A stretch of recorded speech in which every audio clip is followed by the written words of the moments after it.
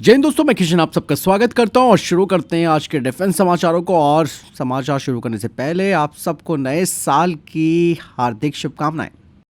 दोस्तों, आज भारत ने नए साल से एक दिन पहले एक बड़ी सैन्य उपलब्धि हासिल कर ली। जी हाँ दोस्तों, मैं बात कर रहा हूं पर्ले मिसाइल के टेस्ट की। इवन दोस्तों, इस टेस्ट के जरिए भारत ने दुनिया को साफ मैसेज दे दिया है कि भारत पूरी तरह तैयार है। यहाँ सबसे बड़ी बात दोस्तों इस टेस्ट की ये रही कि पर्ले मिसाइल का सॉल्वो फायर किया गया। मतलब पर्ले मिसाइल की 2 मिसाइलों को सॉल्वो लॉन्च किया गया, वो भी एक ही लॉन्चर से।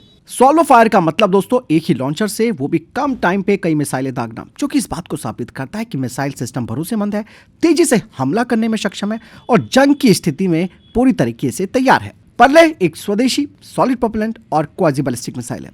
इस मिसाइल में लगा है आधुनिक गाइडेंस सिस्टम और सटीक नेविगेशन टेक्नोलॉजी, जिससे कि अपने टारगेट को बहुत ज्यादा सटीकता से ये खत्म कर सकती है। और सबसे बड़ी बात दोस्तों, पर्ले मिसाइल अलग अलग टाइप के वॉर हेड अपने साथ कैरी कर सकती है, अलग अलग टारगेट्स पर हमला कर सकती है और दुश्मन के जो महत्वपूर्ण सैन्य ठिकाने उन्हें खत्म कर सकती है। रक्षा मंत्री जी ने साफ तौर पर कहा कि सॉल्वो लॉन्च ने पर्ले मिसाइल की विश्वसनीयता को पूरी तरह साबित कर दिया है। और साथ ही दोस्तों, डीआरडीओ के प्रमुख समीर वी कामत जी ने भी बोला कि मिसाइल को जल्द ही सेना में तैनात किया जाएगा। इसके अलावा दोस्तों, भारतीय सेना के T-90 टैंकों से जुड़ी एक बहुत ही बड़ी और स्ट्रैटेजिक खबर सामने आ रही है। रक्षा मंत्रालय ने मेक 1 योजना के तहत T-90 टैंकों के लिए 1350 हॉर्स पावर के स्वदेशी इंजन के डेवलपमेंट के लिए सरकारी फंडिंग की मंजूरी दे दी है। इस योजना के तहत दोस्तों T-90 टैंक के पुराने 1000 हॉर्स पावर इंजन को अब 1350 हॉर्स पावर से ज्यादा ताकतवर इंजन से बदला जाएगा। इंजन और उससे जुड़ा पूरा सिस्टम दोस्तों पावर पैक कहलाता है। मेक 1 स्कीम की अगर बात की जाए तो ये गवर्नमेंट फंडेड डिफेंस स्कीम है, जिसमें कि सरकार प्रोटोटाइप लागत का 70% तक खर्च उठाती है। शर्त ये भी रहती है कि कम से कम 50% स्वदेशी सामग्री इसमें जरूर होनी चाहिए।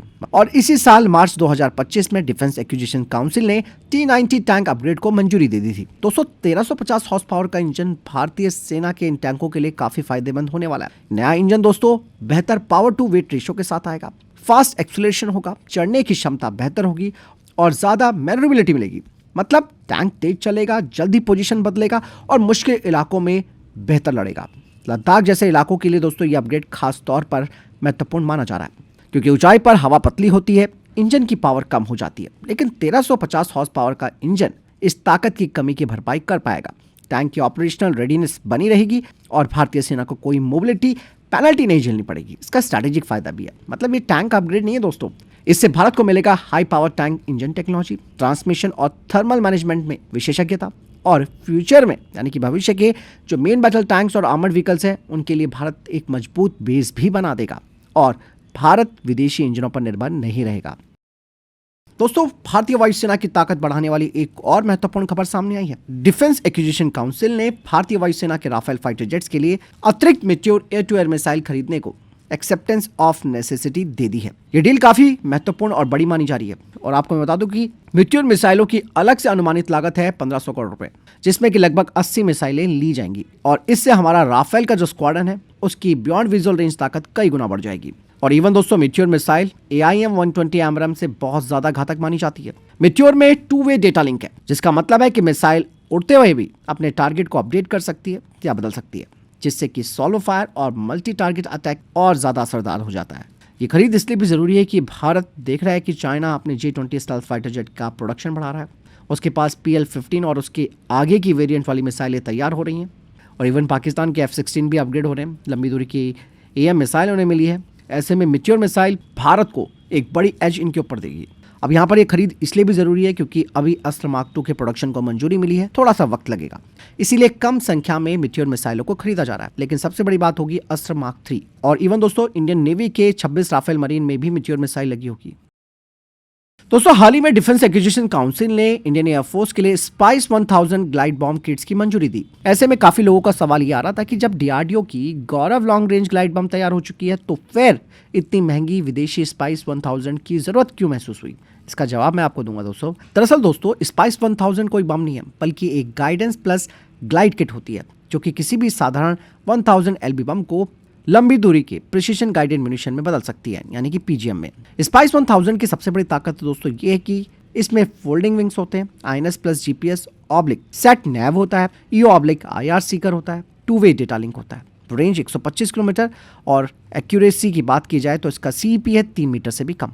और स्पाइस 1000 इसमें टारगेट की फोटो पहले से स्टोर की जाती है। बम खुद कैमरे से तस्वीर मिलाकर टारगेट को पहचान लेता है। जीपीएस जैम भी हो जाए, कोऑर्डिनेट्स थोड़े गलत भी हो जाए, फिर भी ये अपनी सटीकता के साथ टारगेट पर वार करेगा। और आपने देखा होगा कि भारत ने बालाकोट एयर स्ट्राइक में स्पाइस 2000 का इस्तेमाल किया था और स्पाइस 250 ने सटीक हमले किए।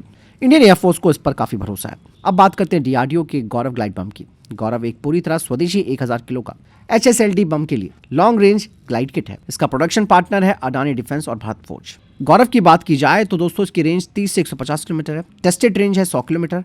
इसे Su-30 MKI से ढाका जा सकता है। इसमें भी INS प्लस सेटनैव है और साथ ही लेजर सीकर है। लेकिन दोस्तों यहाँ पर गौरव की लिमिटेशंस भी हैं। यही वजह है कि यहाँ पर स्पाइस 1000 इससे आगे निकल जाता है। गौरव में EO/IR कैमरा नहीं है, टारगेट इमेज मैचिंग नहीं है, अटैक एंगल और डायरेक्शन का कंट्रोल नहीं है, सिर्फ लेजर की डिपेंडेंसी है। लेकिन यहाँ पर स्पाइस 1000 तभी इस्तेमाल होगा जब हमें बहुत ज़रूरी हो जाएगा कि दुश्मन के हाई वैल्यू वाली टारगेट्स को खत्म करना है, क्योंकि ऐसे में जीपीएस जैम हो सकता है। यही वजह है कि इसके लिए नियर पिन पॉइंट एक्यूरेसी चाहिए होगी। भले इसकी कीमत अभी फिलहाल काफ़ी ज़्यादा है, लेकिन इसका बड़ी संख्या में इस्तेमाल नहीं किया जा सकता। इसीलिए भारतीय वायुसेना स्पाइस 1000 को कम संख्या में ले रही है, लेकिन गौरव 1000 ज़्यादा संख्या में इस्तेमाल होंगे, जिससे कि इंडियन एयरफोर्स मास स्ट्राइक और कॉस्ट इफेक्टिव अटैक्स कर सकती है। मतलब स्पाइस हो गया हमारा प्रिसीजन टूल और गौरव हो गया हमारा देसी वर्क हॉर्स। अरे इवन ऐसा नहीं है, डीआरडीओ गौरव में आगे EO सीकर भी जोड़ेगा, तब गौरव में स्पाइस जैसी कैपेबिलिटी आ जाएगी, वो भी कम कीमत में। फिलहाल के लिए तो स्पाइस 1000 गौरव की जगह नहीं ले रही, लेकिन यहाँ पर स्पाइस 1000 गौरव को कॉम्प्लीमेंट कर रही है। फिलहाल आपको क्या लगता है इस बारे में कमेंट सेक्शन में लिखकर जरूर बताएगा।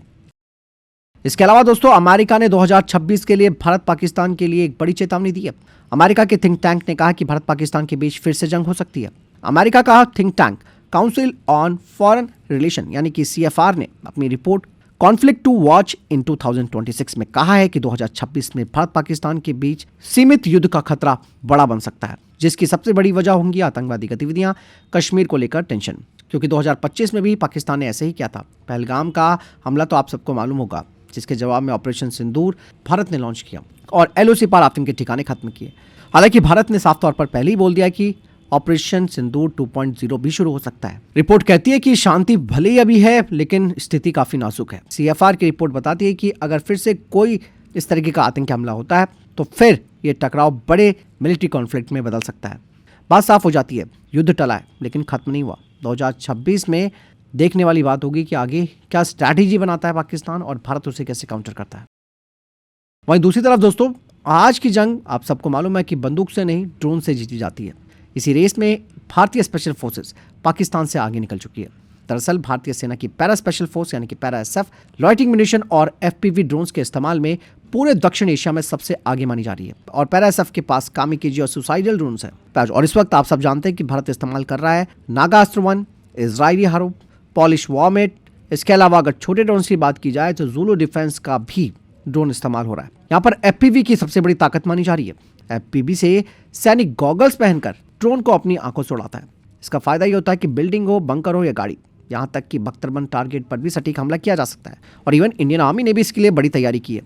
हर इन्फेंट्री बटालियन में आशियन ड्रोन प्लाटून होगी। करीब 30,000 लॉइटिंग म्यूनिशन खरीदे जाने की योजना है और पैरा SF के पास nano drone, VTOL drone, FPV plus kamikaze drone होंगे। यहाँ पर पाकिस्तान की SSG इसलिए भी पीछे हो गई है क्योंकि पाकिस्तान के पास ड्रोन तो है, लेकिन ये टर्की के ड्रोन है प्लस चाइनीज ड्रोन उनके पास है। लेकिन पाकिस्तानी SSG के पास केवल सीमित संख्या में FPV ड्रोन्स इस्तेमाल करने की क्षमता है, इसीलिए वो बड़े UAVs पर ज्यादा निर्भर है। बात साफ हो जाती है, आज की जंग में जो ड्रोन को अपनाता है वही बढ़त बनाता है और इस मोर्चे पर भारत साफ आगे निकलता हुआ दिख रहा है। इसके अलावा दोस्तों भारत का AMCA फाइटर जेट प्रोग्राम को लेकर एक और बड़ी अपडेट सामने आई है। दरअसल भारत का स्वदेशी AMCA फाइटर जेट एक और खास वजह से चर्चा में। बता दें कि यह भारत का पहला फाइटर जेट होगा जिसमें बिल्ट इन टेलीस्कोपिक लेडर दी जाएगी। ऐसी फैसिलिटी अभी तक F-35 जैसे 5th जनरेशन फाइटर जेट में ही देखी जाती है। दोस्तों यहाँ पर टेलीस्कोपिक लेडर भारत के लिए काफी महत्वपूर्ण माना जा रहा है। पुराने फाइटर जेट्स में दोस्तों बाहर से सीढ़ी लगानी पड़ती है, लेकिन 5th जनरेशन के फाइटर जेट में खुद की फोल्ड होने वाली सीढ़ी का इस्तेमाल होता है। मतलब बिना ग्राउंड सपोर्ट के पायलट चढ़ भी सकता है, उतर भी सकता है। मतलब इससे ऑपरेशन भी तेज होगा और निर्भरता यानी कि डिपेंडेंसी भी कम होगी। इसका सबसे बड़ा फायदा दोस्तों जंग की स्थिति में होगा, खासकर कि फॉरवर्ड एयरबेस से ऑपरेशन करने में, इवन हॉट रिफ्यूलिंग के दौरान जल्दी जल्दी चढ़ना उतरना और शॉर्टेज जनरेशन को तेज करने में। युद्ध में दोस्तों मिनटों की बचत बड़ा फायदा करती है और सबसे बड़ी बात है स्टेल्थ।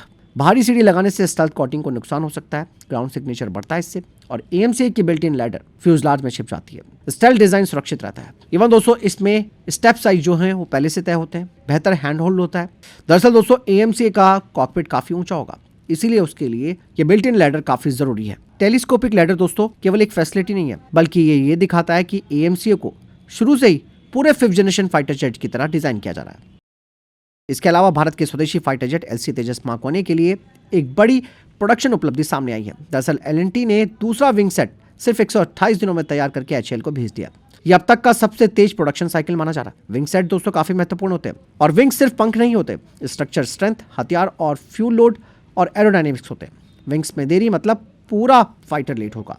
विंग समय पर मिलेगा तो तेज डिलीवरी होगी। दरअसल L&T ने अपने मैन्युफैक्चरिंग प्रोसेस को ऑप्टिमाइज करना शुरू कर दिया। स्किल्ड वर्कफोर्स उन्होंने इस्तेमाल की है, बेहतर जिग और प्लानिंग उन्होंने बनाई, और पैरेलल प्रोडक्शन टेक्निक का इस्तेमाल किया है, जिससे कि 4 महीनों में पूरा विंग सेट तैयार हुआ। इससे पहले दोस्तों विंग्स बनने में ज्यादा समय लगता था, और अब हर जिग से 3 विंग सेट हर साल निकलते। आगे चलकर ये और ज्यादा तेज होगा। इससे HAL की फाइनल असेंबली भी तेज हो जाएगी, और इंडियन एयरफोर्स को तेजस मार्क 1 की डिलीवरी भी तेज मिलेगी। इसके अलावा दोस्तों इस बार गणतंत्र दिवस पर सेना उतरेगी ऊंट, घोड़े और बाज को लेकर। जी हाँ, भारत की सेना हाईटेक हथियारों के साथ साथ नेचर की ताकत को भी युद्ध में उतार रही है। रिपब्लिक डे 2026 में आप पहली बार देखेंगे इंडियन आर्मी की एनिमल फोर्स। इस बार आपको डबल हम्प्ड बैक्टेन कैमल पहली बार दिखेगा, जिनका इस्तेमाल पूर्वी लद्दाख LAC के पास किया जाता है। मतलब जहां गाड़ियां नहीं जाती वहां ये पहुंचते हैं। इसके अलावा जेंस करीपोइनिस पहाड़ों के योद्धा भी आपको दिखेंगे, जो कि लद्दाख की स्थानीय नस्ल है। ये 70 किलो से ज्यादा का वजन उठा सकती है। 18,000 फीट की ऊंचाई पर ये चल सकते हैं और -40 डिग्री का तापमान सह सकते हैं। और यहाँ पर बाज भी आपको देखने को मिलेगा। इंडियन आर्मी की एंटी ड्रोन स्ट्रैटेजी में ट्रेन ईगल्स भी शामिल किए गए हैं। ये हवा में छोटे ड्रोन्स को पकड़ सकते हैं। साथ ही साथ आर्मी डॉग की स्क्वाड भी आपको दिखेगी, जिसमें करीबन 10 मिलिट्री डॉग्स होंगे। भारत का मैसेज साफ है, high tech plus high altitude plus sustainable warfare. Indian army दिखा रही है कि युद्ध सिर्फ मशीनों से नहीं, स्मार्ट तरीकों से जीते जाते हैं। फिलहाल इस बारे में आपकी क्या राय, कमेंट सेक्शन में लिखकर जरूर देगा। दोस्तों वहीं इसरो ने भी एक बड़ा कमाल करके दिखा दिया है इस साल के अंत में। दरअसल SSLV की ताकत और बढ़ गई है। आपको बता दें कि इसरो ने स्मॉल सैटेलाइट लॉन्च व्हीकल के तीसरे स्टेज यानी कि SS3 का सफल ग्राउंड और स्टैटिक टेस्ट किया। ये टेस्ट सतीश धवन अंतरिक्ष केंद्र श्रीहरिकोटा में हुआ। SSLV दोस्तों एक 3 स्टेज पूरी तरह सॉलिड फ्यूल छोटे सैटेलाइट लॉन्च करने वाला रॉकेट है, और ये रॉकेट दोस्तों लॉन्च ऑन डिमांड है। कम समय में बार बार लॉन्च करने की क्षमता है। तो फिलहाल इधर देखिए टॉप डिफेंस अपडेट्स। वीडियो के संबंध में कोई प्रश्न, जवाब या आपका कोई सवाल है, कमेंट सेक्शन में लिखकर जरूर बताइएगा। जय हिंद, जय भारत, और साथ ही साथ दोस्तों happy new year again. Vande Mataram.